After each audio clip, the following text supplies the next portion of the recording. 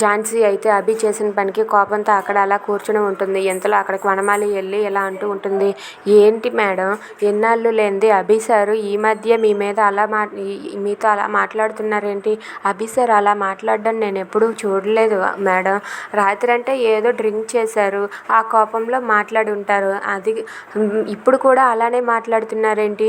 అభి సార్లో ఏదో మార్పు వచ్చింది మేడం అని చెప్పి అంటూ ఉంటుంది. అది విని ఝాన్సీ అయితే, లేదు వనమాలి, నేనే తప్పు చేశాను. నిన్న అభి వస్తూ రాగానే అభిని నేను నిలదీసి అడిగాను. అభిని నేను అలా అడగకుండా ఉండాల్సింది. అభి మనసులో ఏముందో తెలుసుకోవాల్సింది.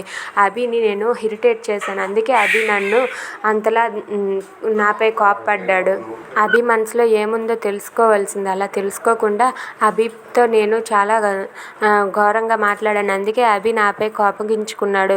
అసలు అభి స్వర గురించి అంతలా చెప్పాడు కానీ స్వర అంటే నా మనసులో ఇంకా లేదు, ఉన్నది అని అయితే మాత్రం చెప్పలేదు. అంటే అభి స్వర ఎక్కడ ఉన్నదో తెలుసుకొని స్వరకి వార్నింగ్ ఇవ్వడానికా? దేనికోసం నాకు అర్థం కావటం లేదు. అయినా సరే అభి మనసులో స్వర ఉండే ఛాన్సే లేదు. ఎందుకంటే ఆ ఛాన్సే ఉంటే ఎన్నాళ్ళు లేనిది ఇప్పుడు ఎలా వస్తుంది? బాబీని తను ఎక్కడ ఎత్తుకొని వెళ్ళిపోతుందో అని చెప్పి అభి భయపడుతూ ఉన్నాడు. అందుకే తనైతే స్వరని ఎక్కడ ఉన్నదో తెలుసుకొని స్వరకి వార్నింగ్ ఇవ్వడానికే స్వరాన్ని వెతుకుతున్నాడు. ఆ విషయం నాకు అర్థమవుతుంది. కానీ నేనే అభిని రాగానే బాగా ఇరిటేట్ చేసేసాను. అందుకే అభి నా మీద కోపంతో తనైతే డ్రింక్ చేసి అలా మాట్లాడాడు. అభితో నేను కొంచెం కూల్గా మాట్లాడాలి. కూల్గా మాట్లాడితే తన మనసులో ఏముందో నాకు అర్థమవుతుంది. ఇప్పుడు అదే పని చేస్తాను నేను. ఎట్టి పరిస్థితుల్లోనూ స్వర తన మనసులో ఉండదు. స్వరపై నేను